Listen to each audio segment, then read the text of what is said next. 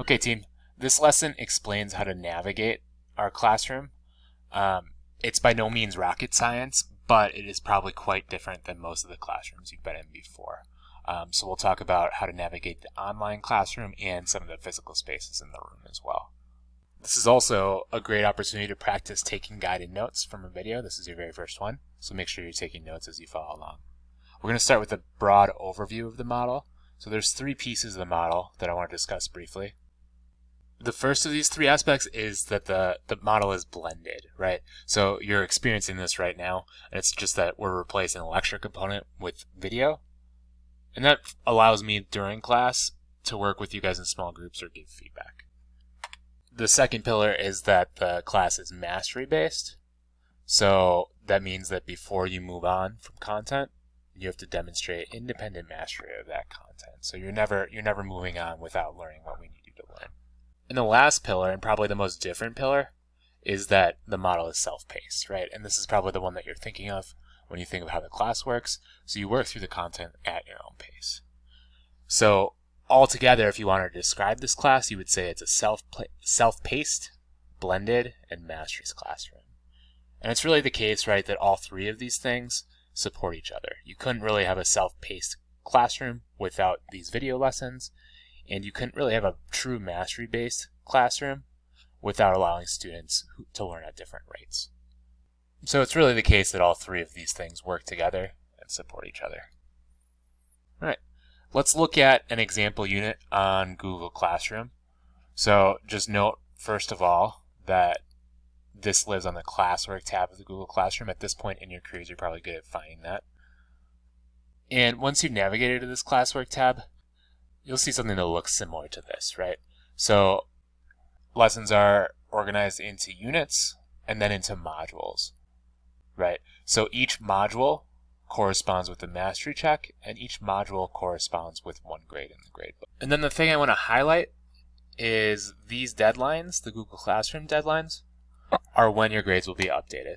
So the grade for Module 1 will be entered in PowerSchool in this example, September 10th. Okay. I'm making this video ahead of time, so make sure you double check the due dates on your first couple modules in Google Classroom. These are also the ones that show up. All right, so when you click on one of these, and you've seen this already because you made it to this video, right? When you click on one of these, you land on one of these checklist pages. Okay, so these have a couple of pieces. The first is this due date here. That due date is the suggested deadline, right? So I'm not necessarily checking every single one of these on a particular date, but these are the due dates that if you meet them, you'll stay on pace with the pace I'm suggesting for the class. So those are suggested deadlines. Each item obviously has a title. They're color-coded based on whether they're guided notes, practice, or a mastery check. And then each item has a location. So if it's a digital assignment, this will be a link directly to the assignment. So you never have to worry about like browsing Formative to find what you need. I'll always link you straight to it. And then the last thing I give you is a little checkbox. And this is your copy of the checklist, so you can check them off as you go to help track your progress. It will be the expectation that you check these off when you're finished. And I'll show you why that's the case here in a second. It will actually be really beneficial to us as a class to allow us to keep track of who is where and to collaborate with each other in the classroom. So you must check off these check boxes as you go. That's also a signal to me that I need to grade your work. Then these are pretty obviously designed such that you work in order, right? So I'm giving you these notes now, and then you'll move on to the practice assignments, and you need to complete everything before the mastery check. And that is, of course, with the exception of the Aspire to Do assignments. So remember in the syllabus, we talked about this, the Aspire to Do assignment is optional. So these are optional in that, not that they're not worth any points in your grade, but they're optional in that you don't need to do them to move on. So make yourself that note that these Aspire to Do assignments are optional.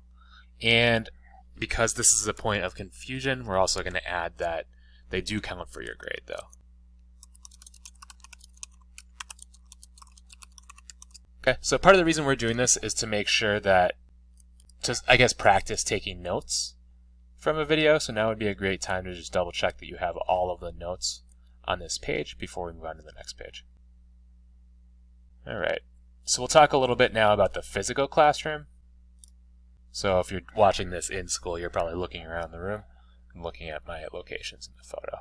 So I want to show you where a couple things are, and you're always free during the class to get up and grab things as you need them.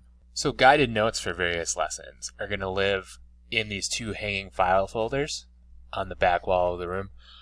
They're the same notes in both folders. I just spread them out so that more than one person can grab notes at a time. They'll be labeled by lesson.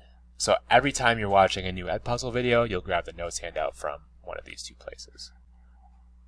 The second thing I want to show you are some sort of resources that you can use, so items that like you might need to borrow from me to have a successful class. Okay, so in the back left, I guess the northwest corner of the room are the whiteboards and the Chromebooks, so you're free to borrow either of those as you need them. Those whiteboards, I think, are going to be particularly useful because a lot of your math problems are going to live on a screen and not on paper, right? So you can do your work there rather than wasting scratch paper. And then on the right-hand side of the room on the door, there are calculators, headphones, and hand sanitizer, and so on and so forth. Anything you borrow from those pockets is numbered, so make sure that if you borrow a pair of headphones, it ends up back in the right spot, because that just lets me keep track of them a little bit better. And then we'll use this backboard to keep track of who needs help throughout the course of the class. So you'll write your name and the lesson number you're on if you're stuck on a particular problem, and there are some instructions for color coding it. So if you're truly stuck, you'll use red. If you're only a little stuck, you'll use green. And that will help us, one, help each other, and two, will help me prioritize who to help throughout the class period. Okay. The last thing we're going to talk about is some of the resources that are going to help us plan our day and collaborate with each other through the course of our classwork time. So each day, I'm going to display something like this, and these will obviously be real student names besides Michael and students 1 through 8. And this pacing tracker will tell you whether you're keeping up with the pace of the class or not. So it will say either on pace, behind pace, or ahead of pace. And this will be based on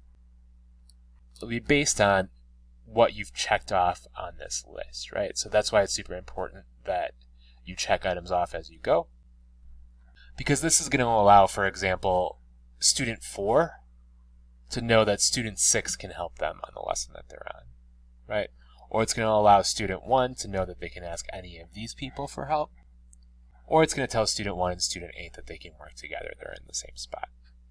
Okay, so the two purposes of this pacing tracker, I know it's a little strange to have everybody's business out there, but the two purposes are so that you can get feedback every day on where you are at with respect to the rest of the class. So the first purpose is to figure out, am I ahead of pace, on pace, or behind pace? The second purpose, and this is really the most important one, and this is why I project this, is that it allows you to find somebody to work with. So collaboration is going to be super important in here. And this pacing tracker really just enables collaboration.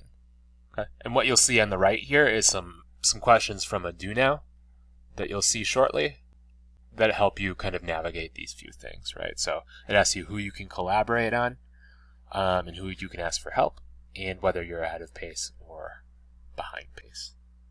Okay. So those are the most important aspects of the classroom space physically, both in terms of resources that you might need physically, such as like calculators and headphones, and some resources that are going to allow you to get feedback on where you are and collaborate with your classmates. So again, make sure you have the notes before you move on. And when you're ready, return to the checklist and navigate to the next lesson.